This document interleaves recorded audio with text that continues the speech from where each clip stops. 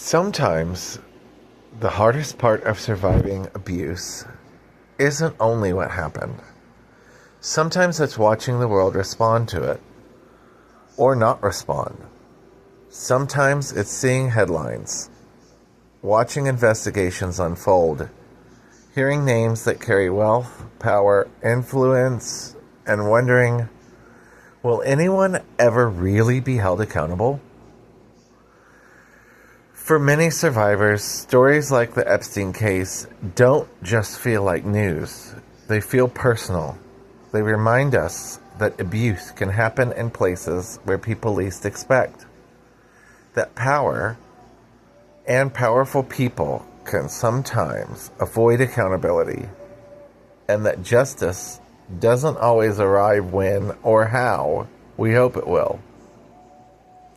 Welcome to Out of Freeze. I'm Christopher Allcorn. Today we're talking about justice, about disappointment, about anger, and about how survivors keep moving forward when accountability feels incomplete and out of reach. I think some people ask, why does this case affect me so much?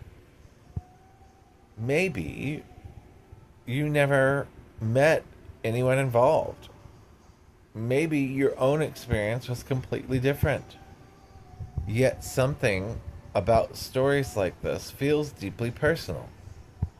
I think it's because survivors often recognize something familiar. Not necessarily the circumstances, but the feelings. Fear, powerlessness, silence, shame, wondering whether anyone will still believe them.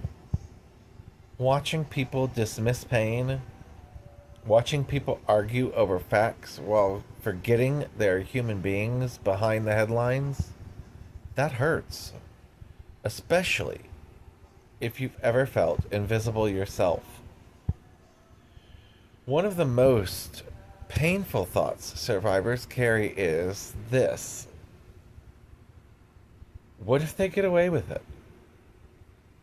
Maybe your abuser was never reported. Maybe there wasn't enough evidence. Maybe you were too young, too frightened, too ashamed. Maybe the people around you didn't believe you. Or maybe speaking up wasn't safe. Those realities are heartbreaking. And when public cases seem to end without the accountability people hoped for, those wounds can reopen.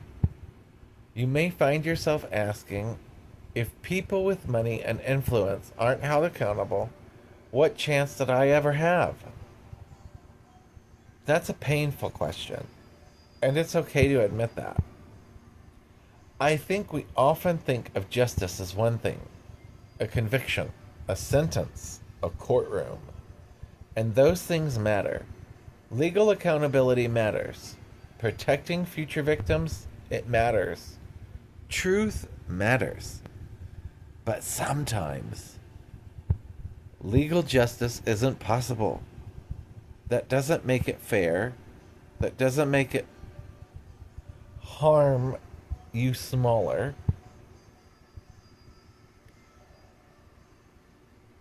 And it doesn't mean survivors have to pretend they're okay with it. But I also don't want survivors to believe that their entire future depends on whether the person is ever punished. Because then the person who harmed them continues to hold power over their life. Healing doesn't erase the need for justice, but healing shows and allows your life to become bigger than what someone else did to you. And if you've watched stories like the Epstein case, and they've brought up memories, anger, fear, or grief, I want you to hear me clearly. If you never reported, I want you to hear me clearly. If you were afraid, I want you to hear me clearly. If shame convinced you to stay silent, I want you to hear me clearly. Your silence does not mean your pain wasn't real. Your fear does not mean you were weak. And whether your story was ever believed or ever reaches a courtroom, what happened to you still matters. You deserve compassion, you deserve dignity, and you deserve the opportunity to heal. If someone you know has survived abuse, please don't ask, why didn't you tell someone? Instead, ask, how can I support you? Believe them. Listen. Respect their boundaries. Don't pressure them to share details they're not ready to share. Sometimes the greatest gift we can offer other human beings is simply believing that their pain is real. The kind of compassion can change a life.